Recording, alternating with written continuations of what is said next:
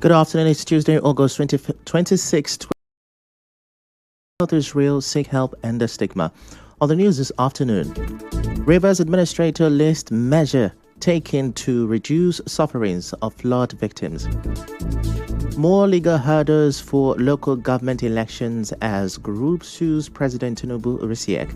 Chairman PDP South says party to discipline members for anti-party activities. On the foreign scene, condemnation as Israeli strikes hit Gaza hospital twice. I'm Ifechukwu Muonyili with the news. Now, it looks like the sufferings by flood victims in Rivers State may soon be a thing of the past. Now, this is because the state's sole administrator, retired Vice Admiral Ibokete Eba, says his administration has taken measures to ensure that the sufferings endured by flood victims in the area is minimized. Administrator Eba said this when he hosted the state's sole administrator, retired Vice Admiral Administrator Eba said this when he hosted the National Emergency Management Agency NEMA at the Government House yesterday. He listed some of the measures being taken by his government to include the upgrade of selected eternally displaced people's camps, the desilting and drainages within Port Harcourt and its environs, which he described as a strategy to boost public sensitization and operational readiness. Administrator Eba said the administration has started the process of establishing the River State Emergency Management Agency, RVSEMA, which will serve as a dedicated state-level body to further strengthen coordination and response capacity. In his remarks, the leader of the NEMA delegation, Dr. Muonyili, described the Mbiama flood simulation exercise as the best of its kind ever organized in the state. He praised its effectiveness in demonstrating the deployment of local and state resources for a coordinated emergency response. Dr. Bandele also reaffirmed NEMA's commitment to a robust and sustained collaboration with the River State Central Working Committee on Flood Management and Control 2025. And now the fight against drugs in Muonyili took a dramatic turn after youth in the community raided some hideouts and caught people allegedly using or selling drugs, among them a police officer. The youth president of the community, Chamberlain Okwanda, told correspondent Mekotoka that drugs have destroyed lives, with some young people selling land and houses to buy substances, dropping out of school, losing their minds, or becoming a threat to others. The attitude of our youth is an eyesore. Most of our youth, because of drug, have dropped out from school. Not only that, most of the nuisance and the criminal activity is being caused by them. We discover that some of them are selling their properties, and some of the properties that are kept by their fathers as a result of drug. And not that this property, they are selling it outrightly. They are selling it by the level of drugs they are taking. A property that is worth 20-30 million will be sold for 5 million. Mr. Wanda also thanked the NDLEA in River State for working with the community to tackle the problem. Some women in the community said that they were happy with the youth action, but insisted the fight against drugs must continue until the menace ends. They hear and say some of them don't sell their property for them to smoke it. It's very wrong now. So if you can stop them, I like it. Better. We don't want it to continue again because things are called community to something else. Their houses, they are selling out. Many of the houses they are sold out. Yes, among 5 years coming will be more. Many will see boy naked moving around the community, which is not right. God, I believe God will be in support, but God is against, and they are doing it to themselves. You will see some children now; they are headed normal again now. They behave somehow. Meanwhile, a viral video now online shows suspected drug offenders, including a police officer, lying on the ground and being flogged by youth in Muonyili. But the River State Police Command gave a different version. According to the spokesperson SP Grace Iringa Koko, Inspector Joshua Nyan of Woji Division reported that he was attacked and robbed. She says the officer explained that he was on his way home from work and had stopped to see his pregnant girlfriend. When about 20 youth, including the youth president, confronted him, he added that they beat him up, dragged him to the main road, seized his ID card and phone, recorded him on video, and forced him to transfer 78,000 naira. He also claims the youth president had been making advances to his girlfriend, which may have triggered the attack. SP Iringikoko says the matter has been documented and the police are working to arrest the suspects. She urged community leaders to caution their youth against taking laws into their own hands. To election matters now. This weekend's local government election is facing some legal challenges. A civil society group, Free Con, has filed a case at the Federal High Court in Port Harcourt against President Bola Tinubu, the Attorney General, the Rivers State Sole Administrator, and RISIEC, with its chairman. The group is asking the court to stop RISIEC from conducting local government elections in the state until the case is determined. Its lawyer, Lezina Amegwa, argues that the case will test whether the president can assume the governor's powers in appointing RISIEC officials. Defense counsel Olumide Oluji-san asked for more time, saying some defendants were not properly served. Justice Turaki Mohammed adjourned the matter to September 3rd. And now INEC has warned against double registration in Rivers State.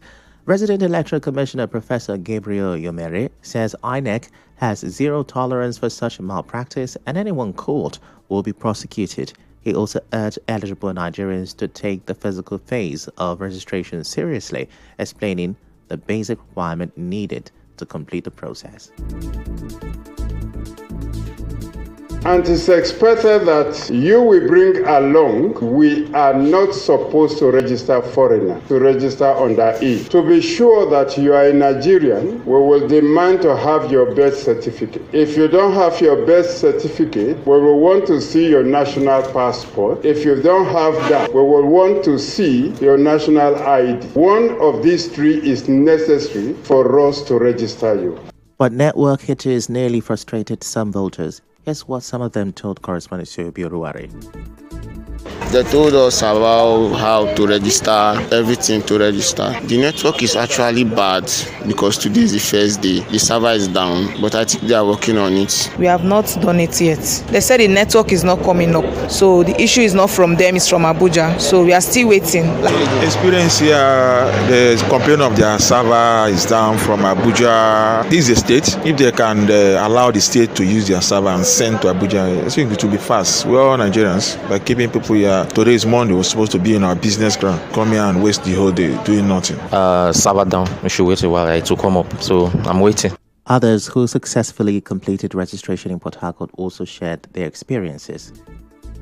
It was very stress-free as long as you have your pre-registration number. There was no network issues. It was fast and reliable. 19. This is my first time of registration. So they gave me a temporary voter's card and said that I should come back for the original one. Sent as an email.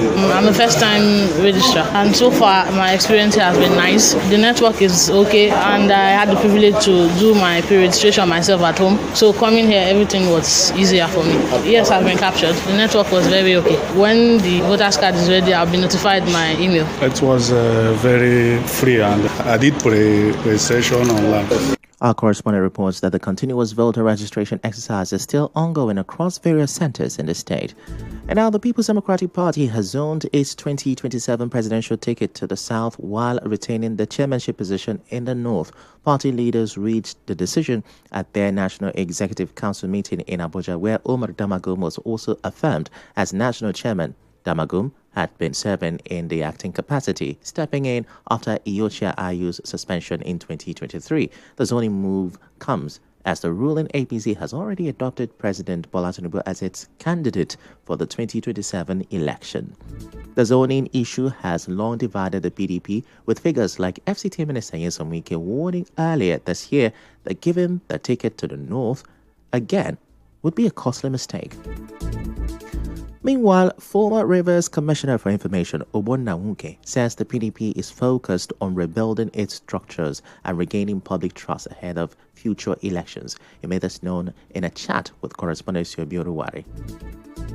particularly since after 2023, to get together to discuss the way forward. But genuinely, one can say that the PDP is on its way back. Governors, the party is meeting today regardless of signs of danger. Everyone is talking about the Ibadan convention, elected convention. There is reason to think that, yes, there's some serious commitment at this time to rejuvenate the PDP. Woke adds that the outcome of recent by-election shows Nigerians still believe in the PDP. He argues that even though PDP candidates mostly came second, the results prove the party is repositioning itself as a credible opposition.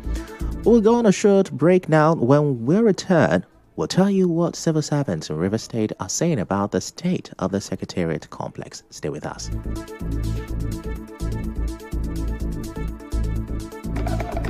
His Royal Highness Eze Raymond Okocha JP Inyemiale Choba.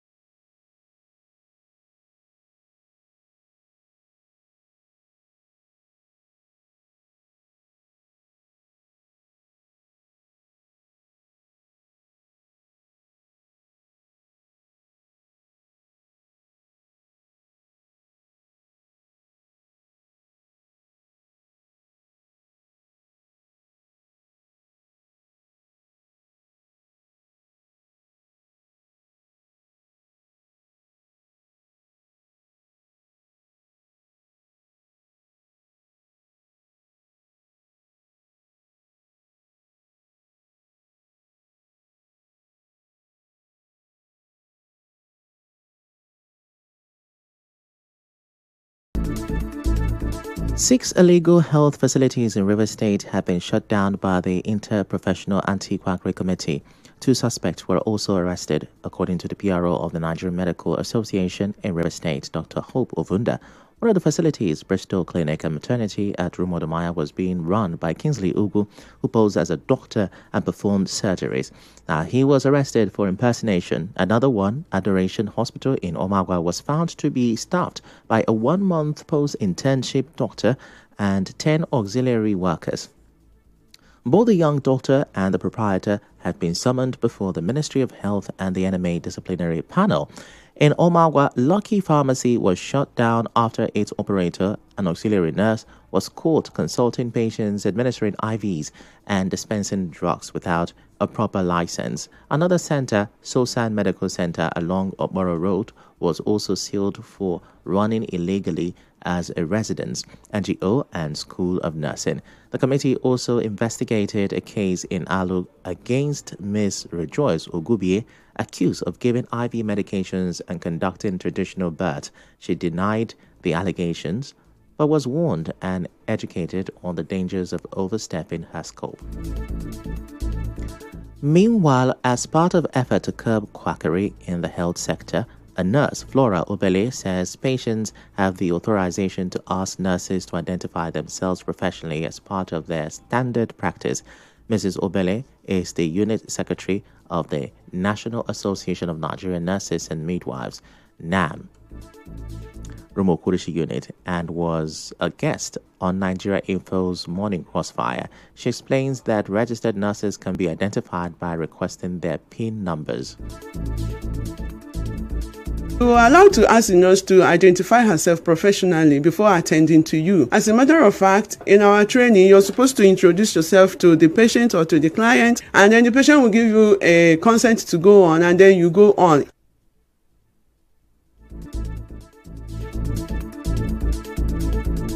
Away from that, civil servants are calling for urgent repairs at the River State Secretariat. They complained to correspondent Namde Samwala about broken furniture, non-functional lift, faulty air conditioners, and constant power outages. Some want the suspended governor, Siminalayi Fubara, to take up the renovation once reinstated. this secretariat you are seeing, so people are passing through a lot. Mosquito, they bite people. They're supposed to fumigate this place. No, they don't just come to say they want to renovate secretariat and still yet secretariat are not being renovated. They didn't come and renovate it. Let us see it. Now, if the governor were suspended for no cogent reason and they are telling us now that he will come back, then what is the essence of somebody staying 6 months to carry out renovation? Even if he started now, he will never get to 1/4 of any of the building before the expiration of September. This secretary was years by that is people. You can see that the secretary actually in total innovation. If you go to some office, some places are in a very deplorable condition. One worker also revealed he had to abandon his office because of a stench from a faulty toilet, forcing colleagues to start borrowing offices to work. If I take you to my office now, the toilet is smelling because of my health and other persons in the office. We normally move to other offices to carry on our duties. For the sake of my health and for my children, I just have to move to a colleague office where we can able to adjust and keep our tables and do our duties. And now in business, South Africa acting High Commissioner and Consul General in Nigeria, Bobby Moreau, says his country imports more than 70% of its oil from Nigeria. In entertainment, Grammy-nominated singer Davido has congratulated his father, Deji Adeleke, on acquiring a third private jet, reportedly valued at $75 million. In sports, Chelsea have agreed a deal to loan 24-year-old Senegal striker Nicolas Jackson to Bayern Munich. And now, we bring you news from around the world.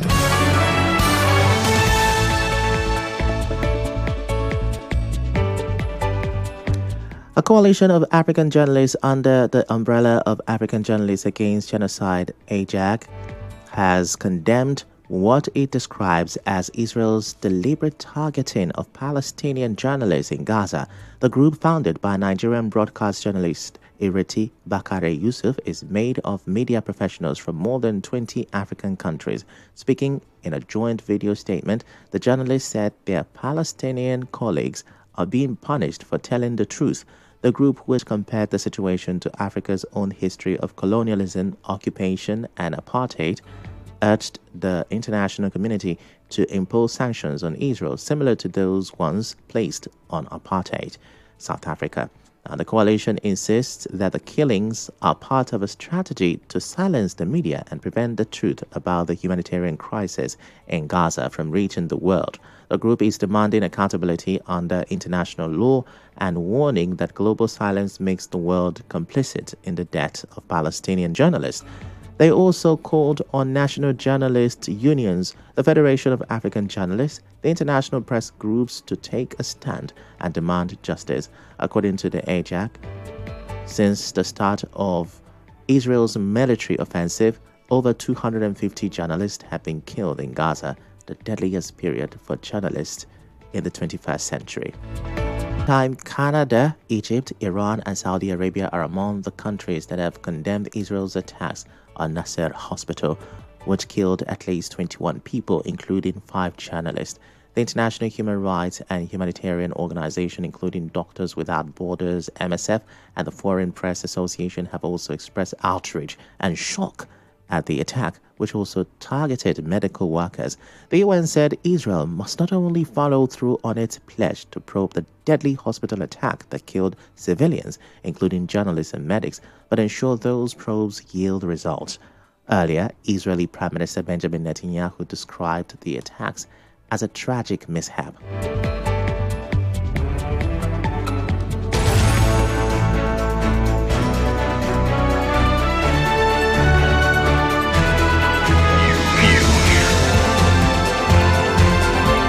This is the news on 92.3 Nigeria Info.